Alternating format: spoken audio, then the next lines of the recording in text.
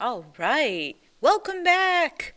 I am back in my classroom for this video, and still haven't fixed my fingernails, so you're just gonna have to deal with them. Okay, so we are now in Act 5, the final act of Macbeth. And we are here to see how this thing ends. Now, it's got 8 scenes, which sounds like a lot, but do not worry about it. Scene 1 is kind of its own thing, and then scenes 2 through 8 basically very rapidly go back and forth between the soldiers on the battlefield, Macbeth in his castle. And we go back and forth as they get closer and closer and closer together until finally in scene 7 and 8, they meet.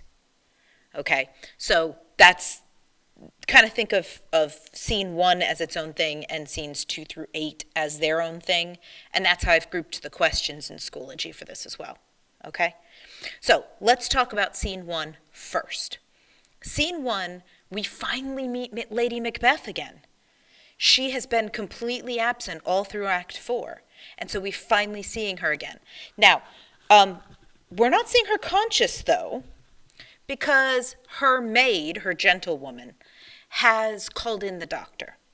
And apparently she's very, very worried about Lady Macbeth. And the doctor gets there, and they've waited 2 nights, and nothing. And so the doctor's like, what is it you said she does again? And so the maid reiterates, mostly for us, right, that Lady Macbeth has been sleepwalking.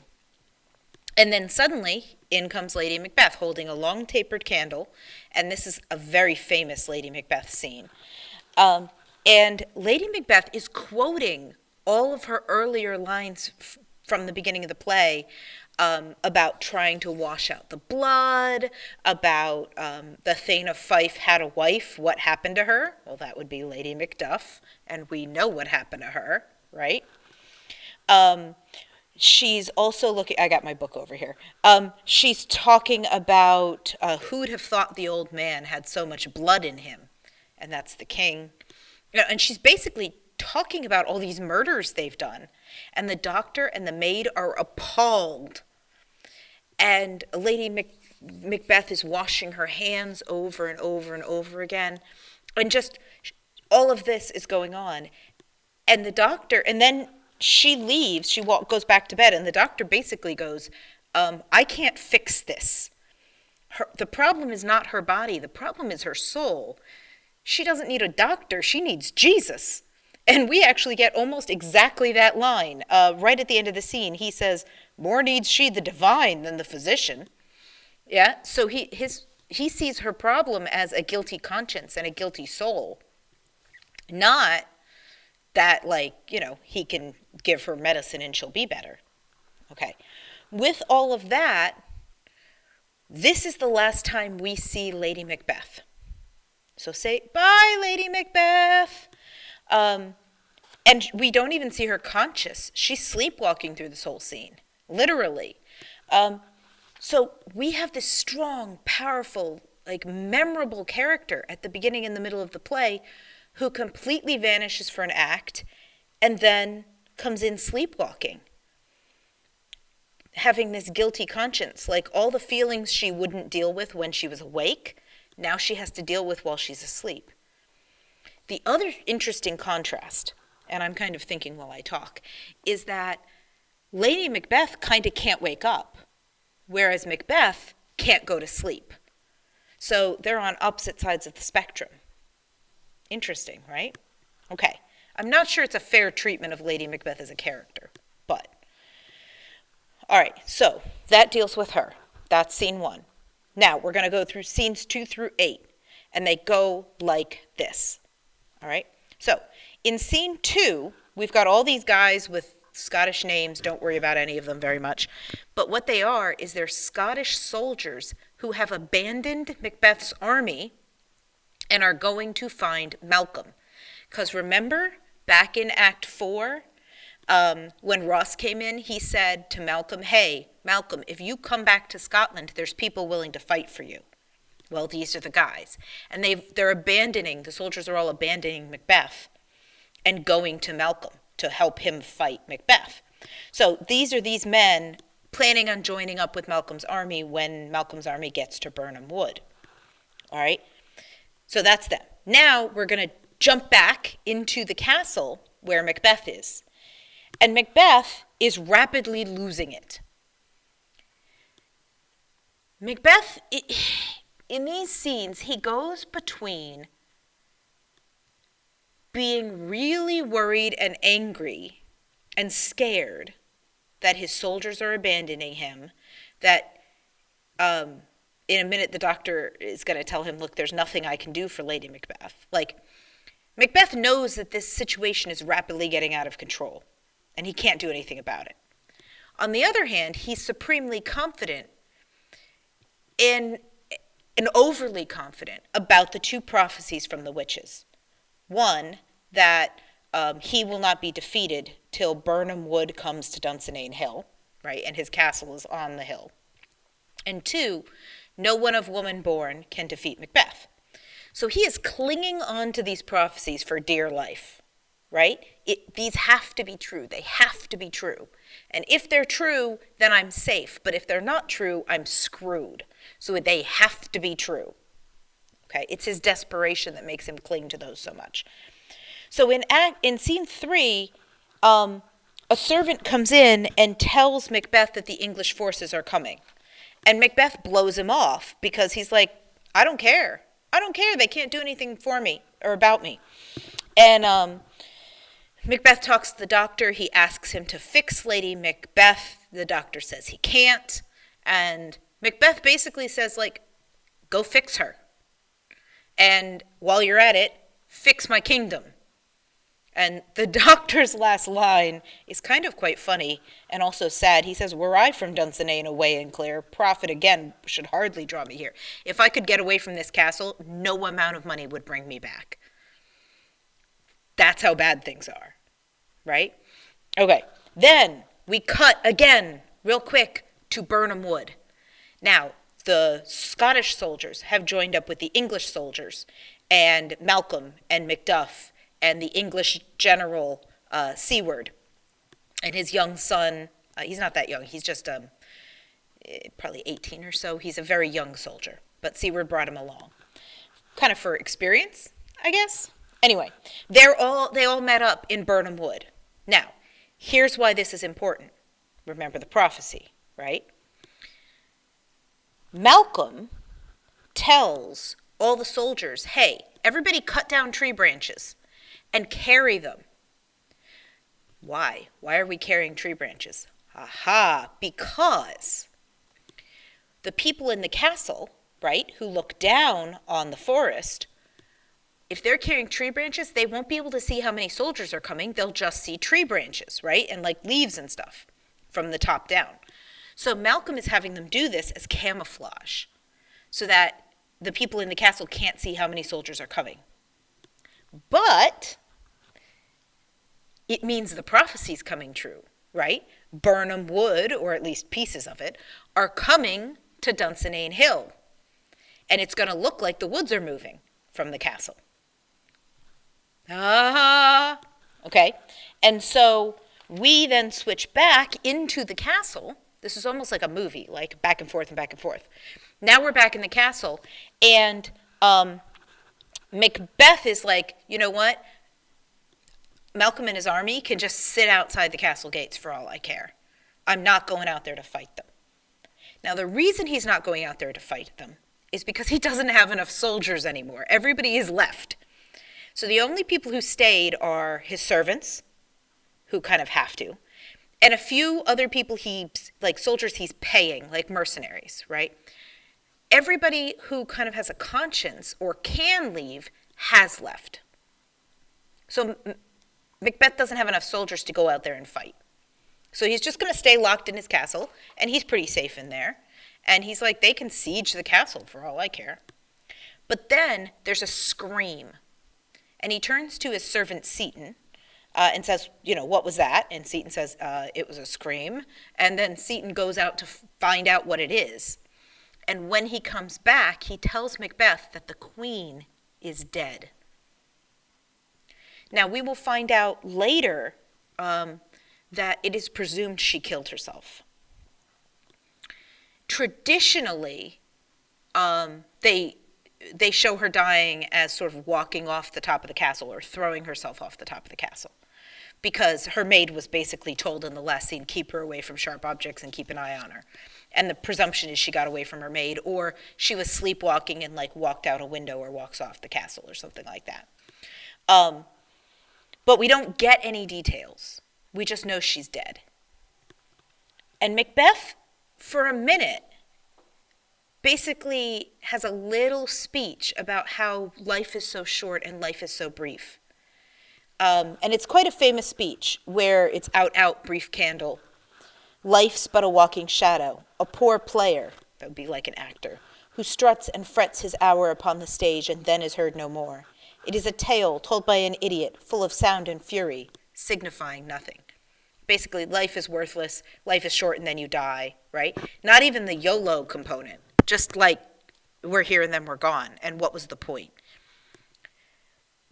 But he doesn't have any emotional reaction to his wife's death. And we know they were like a really close couple, so why isn't there an emotional reaction?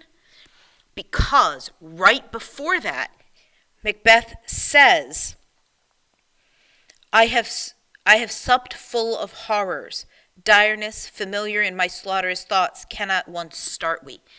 He's so steeped in horror and murder and death and fear and all that stuff, trauma, he can't feel things anymore.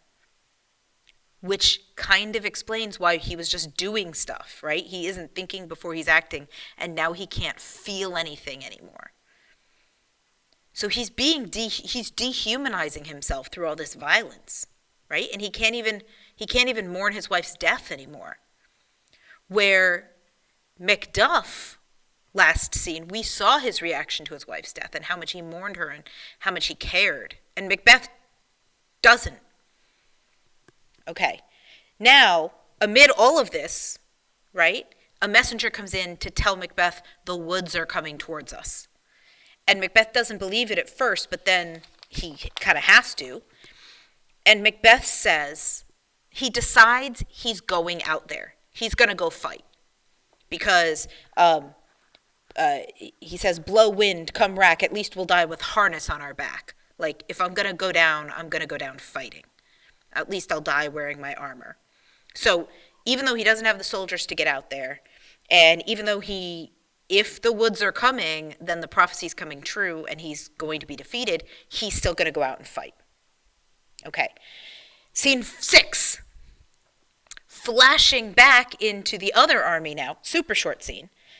Malcolm has them all throw down their tree branches, because now they're in front of the castle.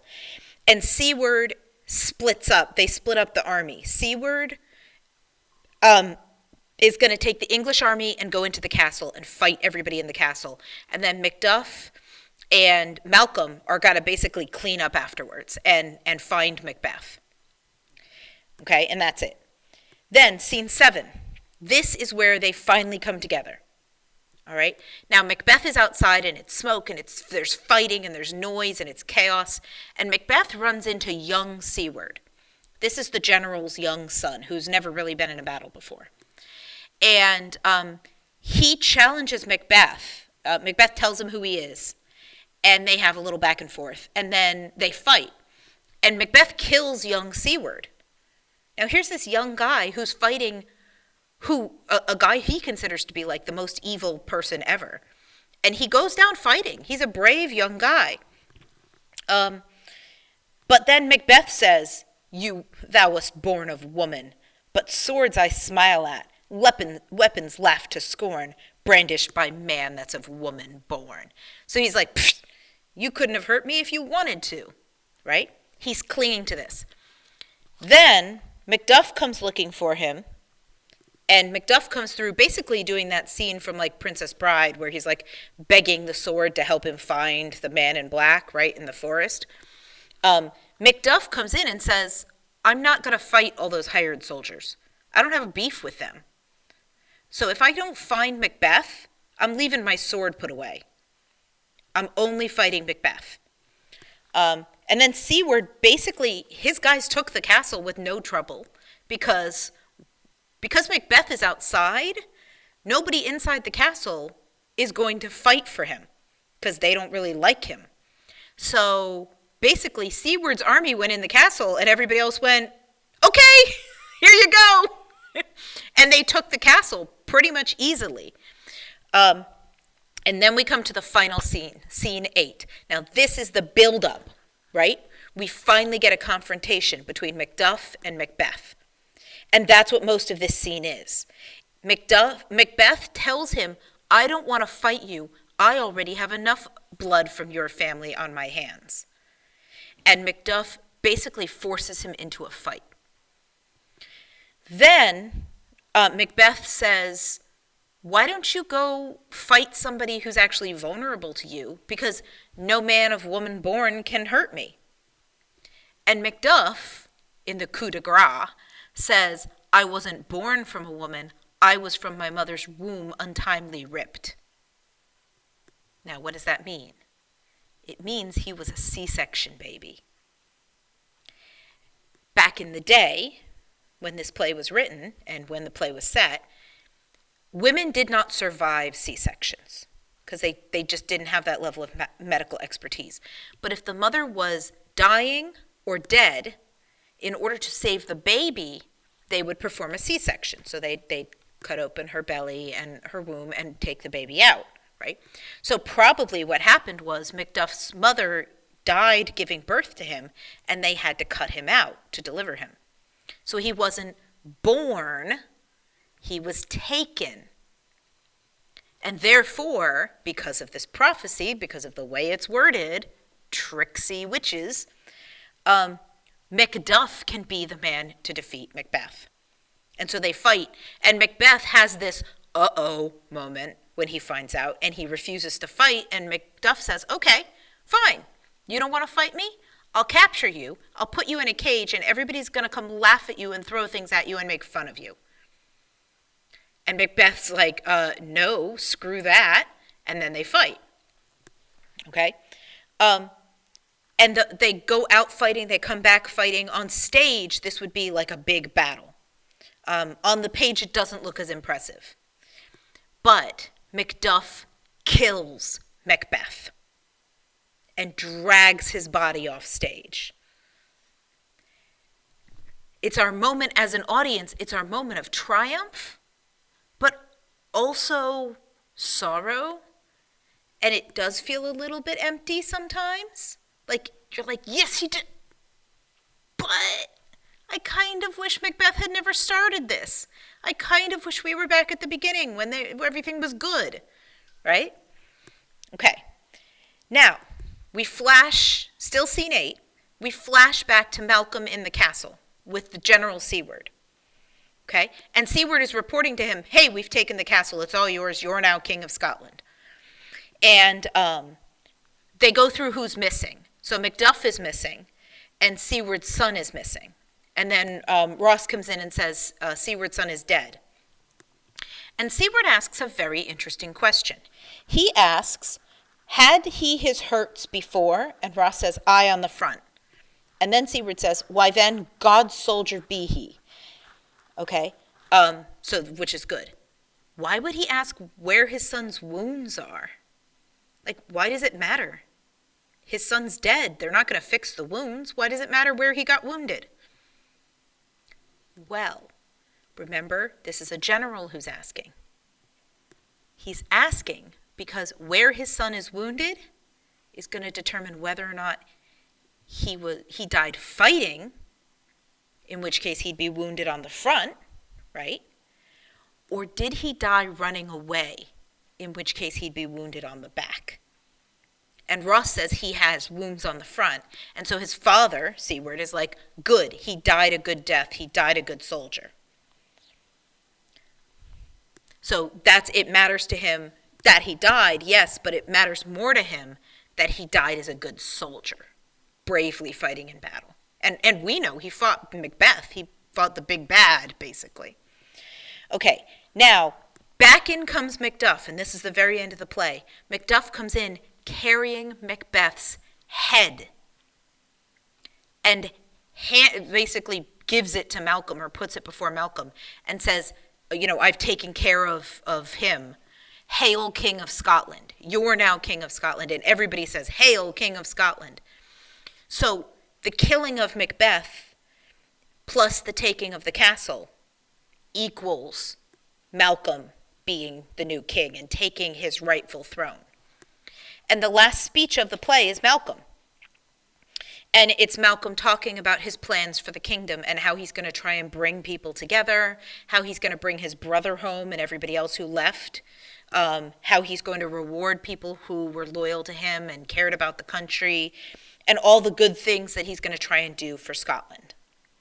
Okay. Now, I want you to think about, how is this play a circle?